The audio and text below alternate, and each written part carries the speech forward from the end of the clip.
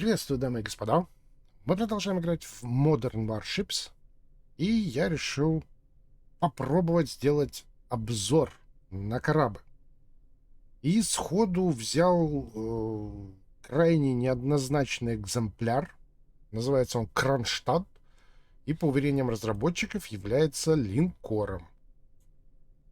Получить его можно в арене хаоса. Ну, в принципе, его можно купить, но здесь можно получить 85% скидку, если пройти до 12 уровня.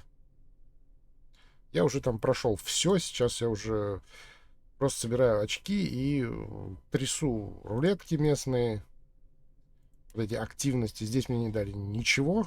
Мне дали флаг. Большое спасибо за флаг. Да, чтобы вам хорошо жилось, чтобы у вас все хорошо было. А здесь вот я 2 гранатомета уже выбил. Так что имеет смысл. Но сегодня не об этом. Сегодня у нас речь идет о кораблике. И давайте с ним непосредственно разбираться. Начнем с его ТТХ. Итак, прочность 604,5 тысячи. Это то же самое, что у Хуакина, то есть ничего нового, ничего необычного, ничего сверхъестественного. Скорость 17,7, вранье, его скорость 16 узлов, маневренность 8,5. В принципе, скорость, маневренность можно описать так. Он двигается по карте примерно как пьяная обкурившаяся черепаха, которая лежит на спине в луже клея со связанными лапками. Что касается 17,7, я не знаю, возможно, эта скорость достигается в случае, если он плывет куда-то с горки, у него стоят все паруса, команда сидит на веслах и яростно гребет, но у меня скорость всегда 16 узлов. Дальность радара, сонара, стандарт, слепой ничего не видит, из инвиза расстреливается как здрасте. Расходники. Стандартная ремка, ловушки для ракет, резерв боеприпасов и рэб. Снижает входящий урон от управляемого оружия. Я голдовыми не пользуюсь. Коплю золото как бы на что-нибудь хорошее, интересное. Вот. Поэтому пока ими не пользуюсь, так что, да, в принципе, я на его не очень спасают. Ну, в принципе, все. Дальше можно переходить к вооружению.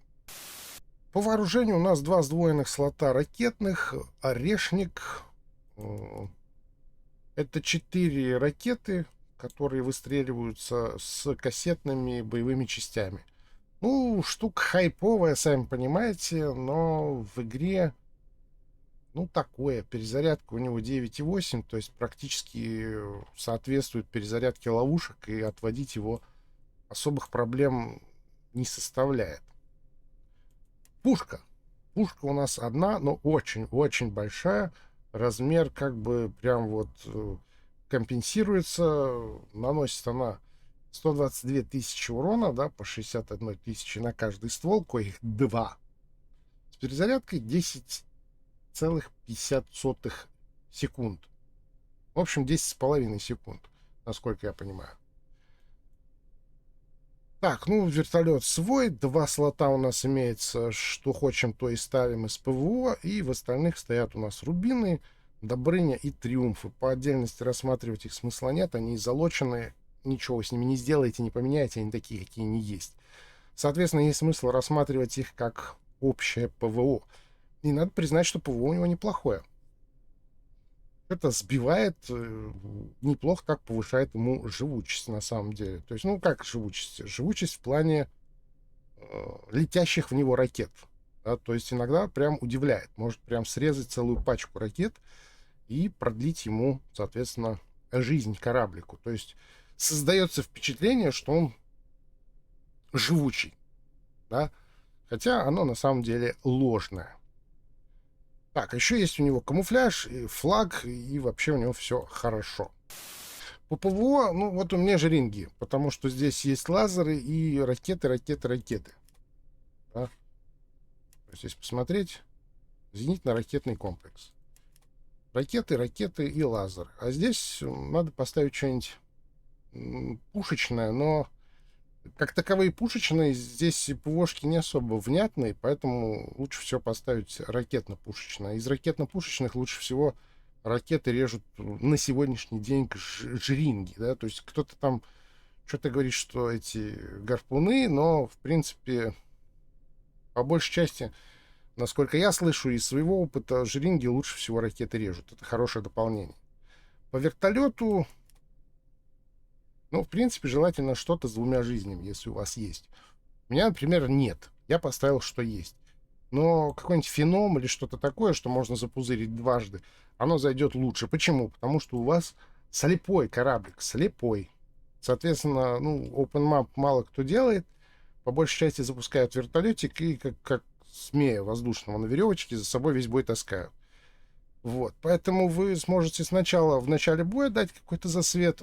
Если потеряете вертушку, второй прибережете на момент, когда, допустим, останетесь против какого-нибудь фрегата, или вам нужно будет найти подлодку.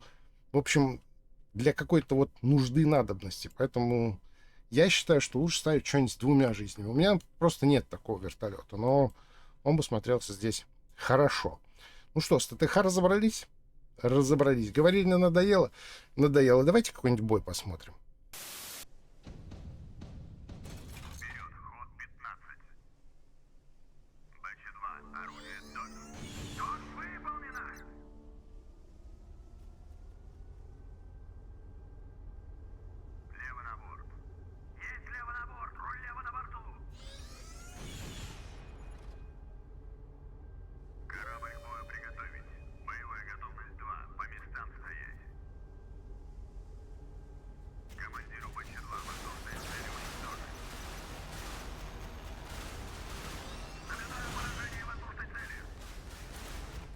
Захватов нет, захватов нет. Какие попадания? Чем попадания? Никто еще не трогал. Он что, сам разваливается на ходу, что ли, этот кораблик? Замечательный совершенно.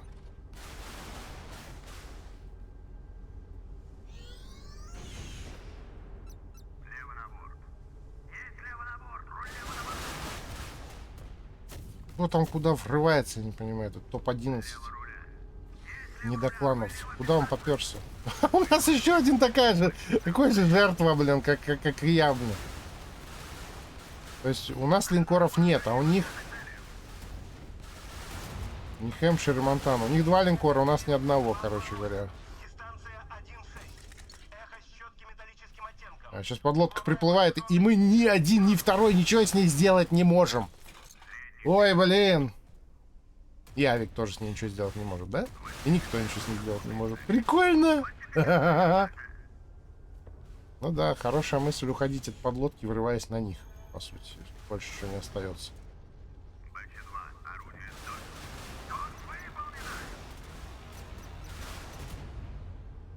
Такая подлодка идет нафиг. А мы типа врываемся на них. Ну, другого не остается, ничего, что ты сделаешь? Одна подлодка нас обоих утопит, и мы ничего с этим не сделаем.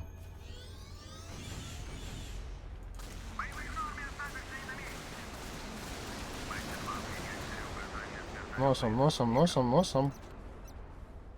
-1.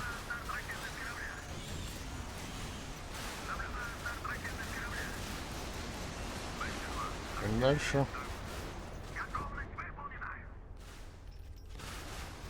Где у нас кто? Там крейсер, здесь линкор.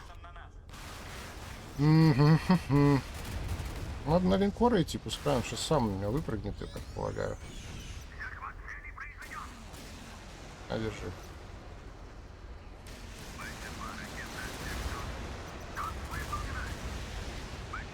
И пиу! Держи.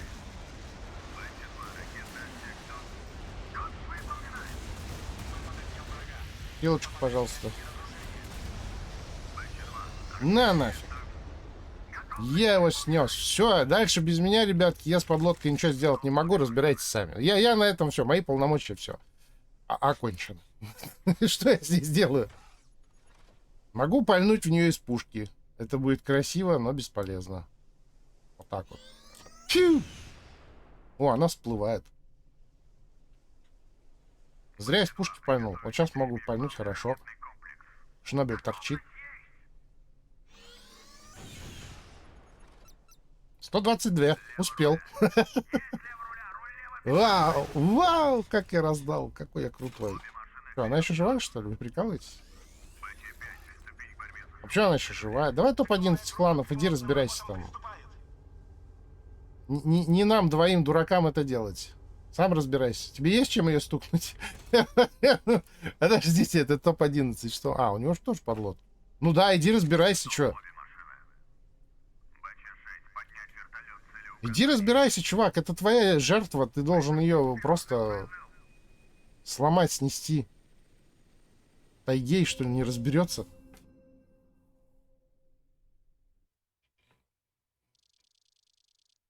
Ну, вот такой бой, но это редкость. Это, по сути, редкость. Повезло. Обычно все гораздо хуже. Вот так вот. Авик раздал. Ну, раз Авик раздал, значит, молодец. Второй Кронштадт 658 тысяч. Ну, я просто поперся в агрессию. Он как бы кораблик решил поберечь. Ну, или у них была какая-то тактика, вот у них троих. И они ее придерживались. Тоже как вариант. Но, еще раз, такие бои, это скорее исключение из правил, нежели как бы стабильный показатель. Ну что же, посмотрели бой, развлеклись и возвращаемся к умным говорильням. И я попытаюсь изложить свою позицию по поводу данного корабля. Давайте перенесемся в тренировочную комнату. Итак, перед вами типичный линкор из этой игры. Да, это говняный линкор, но все же это линкор, настоящий линкор. Тем более это единственный линкор, который у меня есть. Вот. Давайте же посмотрим, попробуем разобраться, что есть линкор. Вот перед нами цель. Представим себе, что мы в бою, мы вышли на цель. Что мы делаем первое? Мы делаем прокаст всей артиллерии.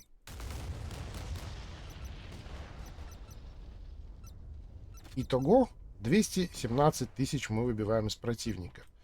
Противник пытается отхилиться. Мы за счет ПМК противоминного калибра, вспомогательного, сбиваем ему хилку и не даем этого сделать, дожидаясь перезарядки главного калибра, из которого наносим еще один залп. И, соответственно, противник минус. По такой вот схеме работают, по сути, все линкоры в игре. Есть, конечно, некоторые, как сказать, отличия. Да, например, Бисмарк, Исаков. Да. У Исакова роль ПМК выполняют гранатометы, 3 гранатомета. То есть изначально идет прокаст ГК плюс гранатометы. ГК это главный калибр, если кто-то не знает. После чего быстро перезаряжаются гранатометы, повторяется еще один залп, еще один залп. Таким образом не даем использовать хилку, сами живем, противника просаживаем по ХП, дожидаемся перезарядки опять же ГК, даем еще один залп. На Бисмарке мы даем залп из ГК, потом из ПМК, а потом еще из гранатометов добавляем. Да? На Хуакине, по-моему, такая же схема. Но в общем и целом сохраняется вот эта общая черта. Во-первых, урон артиллерийский, по большей части. То есть неотражаемый, не отводимый ловушками, не сбиваемый ПВОшками и так далее. И, соответственно, схема плюс-минус одна и та же. Теперь давайте возьмем нашего Кронштадта. И вот он, наш Кронштадт. По уверениям разработчиков, линкор. Мы выходим в бой, мы видим противника, мы делаем залп из ГК, наносим 122 тысячи урона, а дальше-то что? А дальше нам внезапно надо переходить на ракетный геймплей. Беда в том, что ракетный геймплей и артиллерийский геймплей, они абсолютно разные. Потому что, играя ракетами, вам нужно сначала развести противника. Да, то есть запузырить что-то, чем вы его будете разводить. Заставить его отстрелять ловушки. После чего уже запускать непосредственно основные ударные ракеты. Да, с некоторыми ракетами это проще. Например, если у вас full спам сборка, вы просто спамите ими. Но часть этих ракет будет сбиваться ПВО, часть будет отводиться ловушками. Соответственно, вы не будете вот этого стабильного урона артиллерийского наносить. Соответственно, и геймплей ваш будет строиться по-другому. Вы будете выходить из-за острова или просто стоя за каким-то холмиком искать позицию, чтобы через холмик прокидывать эти ракеты, не получая в ответ урона. И вот здесь, в этот момент, на вот этом корабле сталкиваются два, по сути, несовместимых геймплея. То есть вы не можете играть как линкор, потому что у вас нет никакого ПМК, у вас нет никаких гранатометов, у вас ни черта нет. У вас есть одна пушка, которая пукает один раз в 10 секунд на 122 тысячи урона, которым вы никого не удивите. Ну, пухнули, дальше что? Он включает хилку, вы пытаетесь пустить ракетки какие-то. Если у него хорошее ПВО, он срежет 3 из 4, может быть 2 из 4. Может, не поведется на ваш первый пуск. Вы сделаете второй пуск. Второй пуск он отводит. То есть с первого он получил, допустим, ну, 30 тысяч урона. Со второй он вообще отвел. И только тогда вы запускаете третий.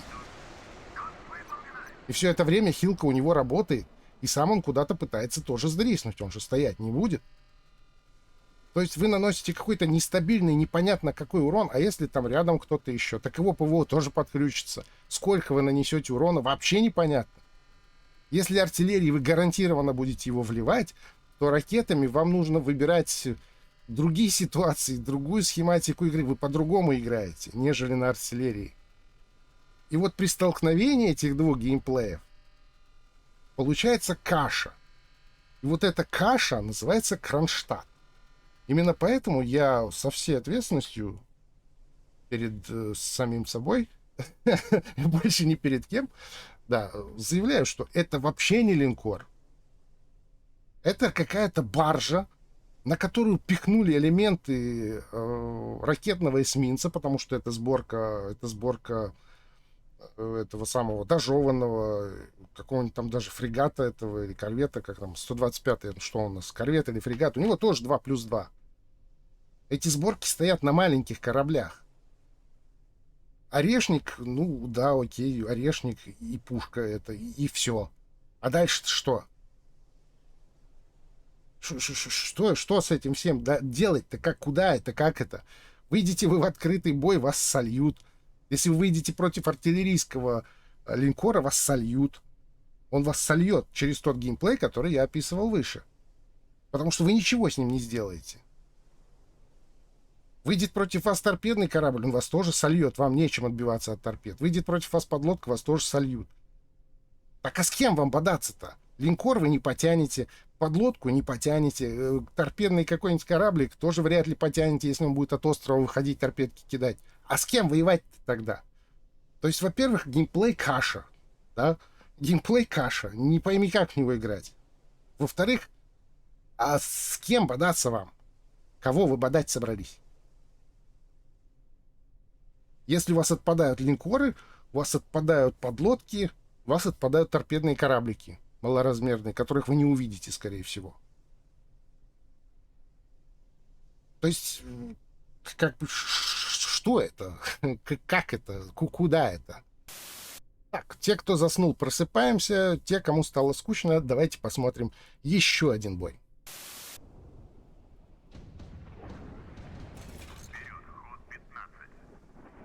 Так, ну и куда мне?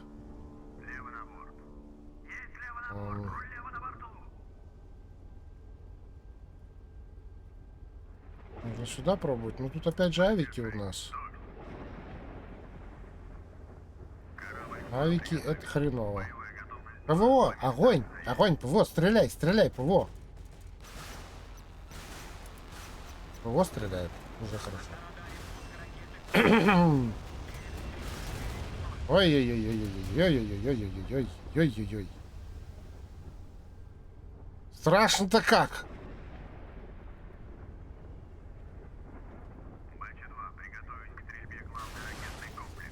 Так, ну что там у нас? Можно как-то через краешек кинуть ракетки, я не знаю. О, блин. Дай. А в кораблик можно? Я кину вот так. Он не обидится. Все, я все понял, отстаньте от меня, я отхожу. Яй-яй-яй-яй-яй-яй-яй-яй-яй-яй-яй-яй. Блин, один раз кинуть ракетки, это половину ХП обходится. Господи, прости. Это даже нифига не смешно.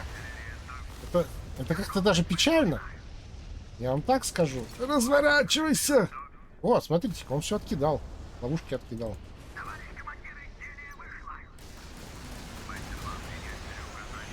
Дыщ, бдыщ, бум, бах, бабах. Но это чисто его ошибка была. Это не моя заслуга. Что ты делаешь? Зачем ты пинаешь меня своей железной этой самой кормой? Ох, смотрите-ка, ракеты летают. Смотрите, ворочаются туда-сюда. Ну давай, давай, утюг, давай, ну шевелись ты, господи, прости, японский бог, что с тобой не так?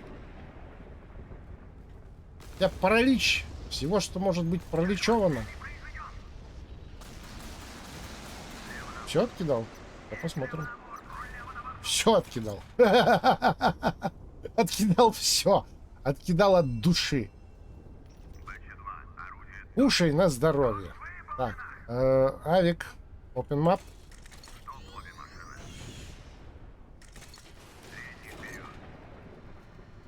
Ага. Откидываем. Open map. О, в смысле, огонь. Ну, в общем, не важно. Легенда остается последним и заканчивается. Ой, господи, вот это серьезно, вот это геймплей линкора? Да, сделал фраг на ошибке противника, потом что-то куда-то кинул и где-то кого-то там подсосал. Охренеть. Вау, просто очень мощно, прям мощно. Я бы сам себе лайк поставил. Да. Нет, я поставлю ему лайк. Он молодец. Прям тащил, очевидно. Вот, ну, в принципе, тут, я не знаю, нужны ли какие-то комментарии. Итак, подведем печальные итоги. Первое. Кораблик не является линкором вообще. Никак и нигде. Он далек от линкорного геймплея так же, как я далек от звания топового ютубера. Второе. Кораблик вроде как создает впечатление очень живучего.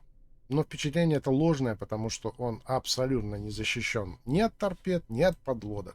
Почему я ставлю раздельно подлодки и торпеды? Потому что торпедами швыряются и надводные кораблики, и вертолеты, и даже некоторые самолеты кидаются торпедками, поэтому кинуть их может много кто. Вот. Что касаемо подлодок, то он просто может... Ну, что он с ней сделает? Ну, выматерит ее. Ну, не знаю, там... В чат что-нибудь напишет. Ну, это и все. Ну что он еще может сделать? Он бесполезен в этом плане. И вообще, сфера его применения крайне ограничена. Если честно, я вообще не знаю, в чем заключается сфера его применения. Единственное, что приходит в голову, это воспоминания о чемпионате Winter Clash, когда играли профессиональные команды, и они применяли тактику, когда обе команды стоят по своим углам, а работают только авианосцы в начале. И потом по результатам работы авианосцев уже как-то сценарий развиваться начинает. То есть если один авик очень сильно передамажил, допустим, кого-то потопил, да, то эта команда, имеющая преимущество, она, возможно, там попытается идти на добивание, или же вторая команда попробует кого-то утопить в ответ, там какую-то вылазку сделать. Ну, то есть сценарий будет развиваться в зависимости от того, как это работает авик.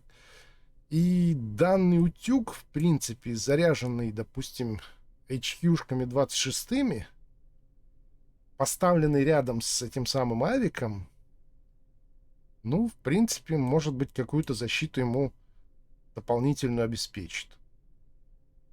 Но так как я сам не прогеймер и в чемпионатах не участвовал, я их только со стороны видел,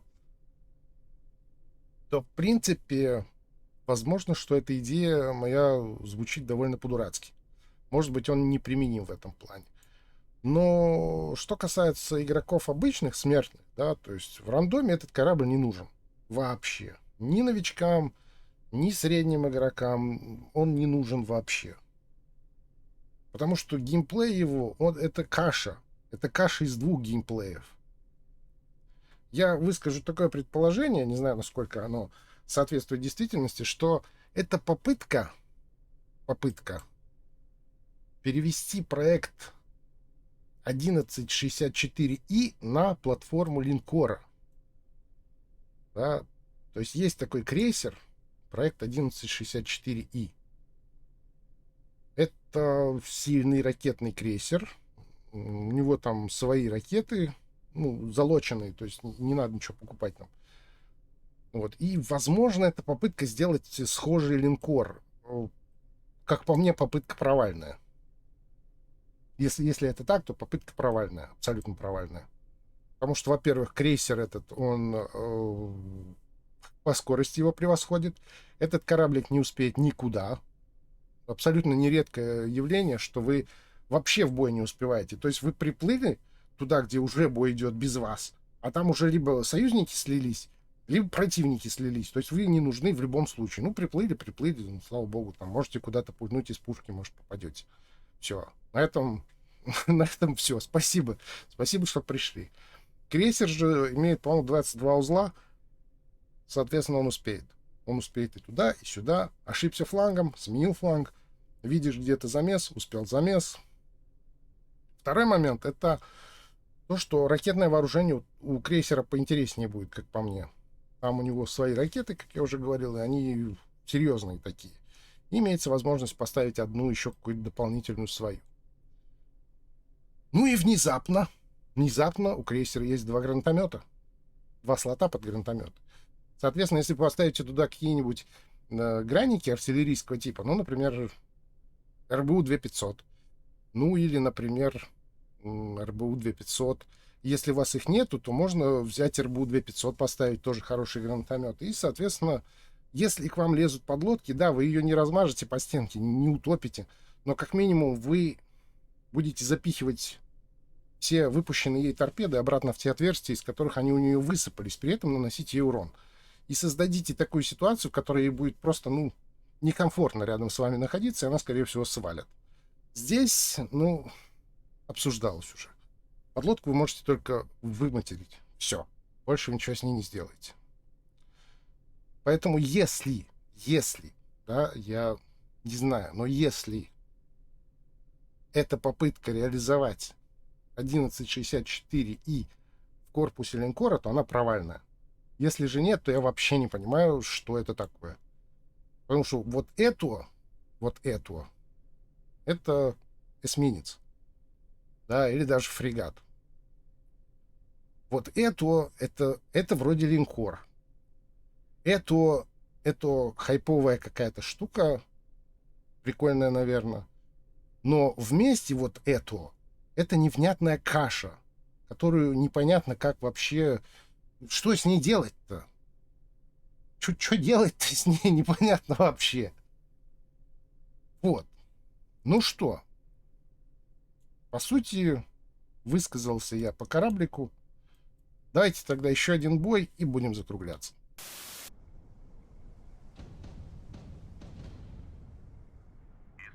Опять подводная лодка. Я вот сколько на этой штуке не захожу в бой, вечно подводные лодки. А что я с ними должен делать? А можно без лодок бой? Нет? Я, видимо, не заслужил, плохо себя вел или что там? Что там летает? Стоит у Гетхер. Ну, то Гетхер, так то Гетхер, на, держи. Бэм! Вертолет минус. Подлодку я не побью уж, извините. Зато вертолет могу сбить. На, держи.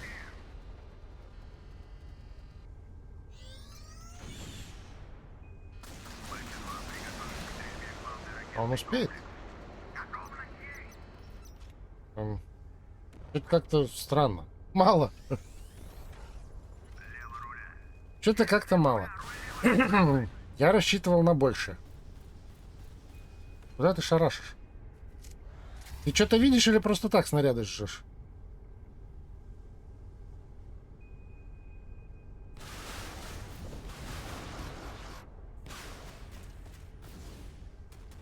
Ну и что-то там встал поперек дороги. Вызывайте ДПСников. Что у них тут происходит? Ну алло, хватит, все, мы поняли. Отойди назад, корабля, отойди назад. О, вперед лезет, по-моему. Да, лезет, смотри-ка. Наглейшим образом лезет, смотри-ка. Пока я перезаряжу свою пушку. Меня уже утопят. Я стану русалкой, а я не хочу. Тихо, идет вперед, идет вперед. Ну, нос высуни, нос высуни. Куда мне стрелять, если носа нет? Странный какой-то. Ладно, поехали. А легенда вперед, ты всех порвешь, у тебя сиреневая надпись над башкой. А это что-то да значит? О, ну да, конечно. У нас поганая подлодка.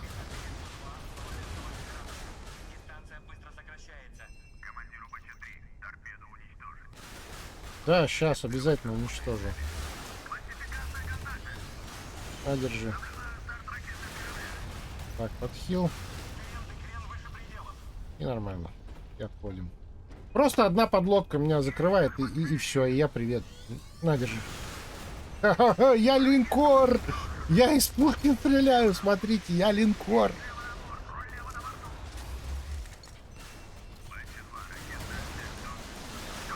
На, держи. Дыщ. Я всех заборол, отстань от меня. Дай пушку зарядить. Дайте пушку зарядить, я из пушки буду стрелять, я линкор. Я вспомнил вдруг. Я прячусь за этого жирного. Жирный, спрячь меня, мне страшно. Я могу через тебя выстрелить?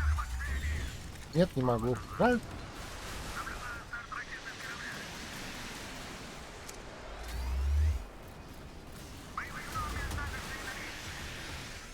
На. Помощь уничтожения, ракета. Эй, чего? Эй, что происходит вообще? Давай, жирный. Ты меня будешь спасать. Ты легендарный спасатель меня. Легендарный спасатель меня. Так. У них кто-то тут здесь вот тут вот здесь вот кто-то у них есть. Какая-то хрень плавает. Незаконно. Подлодка? Да, и подлодка тоже, кстати. И что я с ней должен делать? Может пойти на это? Подожди, сейчас к нам сзади подкрадуются. Нам подкрадуются. Эй. Пиу!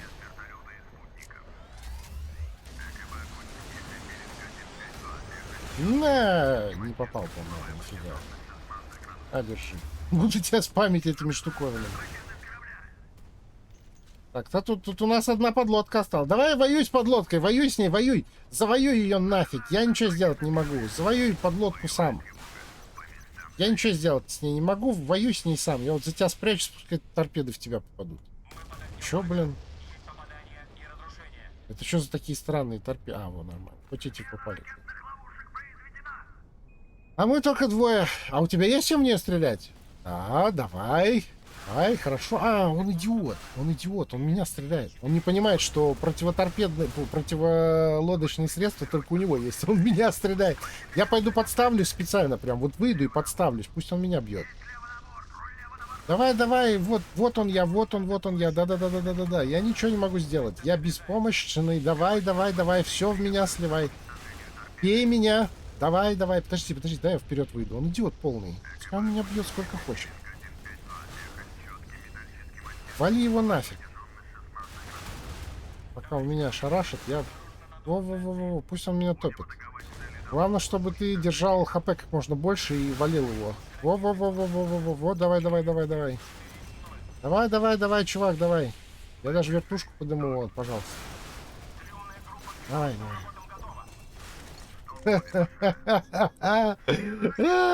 Какой наивный. Как вообще, как в этой ситуации можно додуматься до такого? Перед тобой два корабля. Один представляет для тебя опасность, второй нет. В кого надо стрелять? Внимание, вопрос. Напишите, пожалуйста, в комментариях, кого надо топить в ситуации вышеописанной, да? То есть вот, ну вот, Хоакин, да, это легенда. Корабль сам легенда. Ну, игрок тоже хороший. Поставим ему тоже лайк.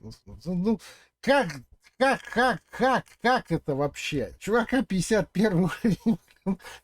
Он шарашит в того, кто ему ничего сделать не может. В тот момент, когда второй его разбирает. Это классная игра, она мне очень нравится. И комьюнити тут тоже очень хорошее. Вот.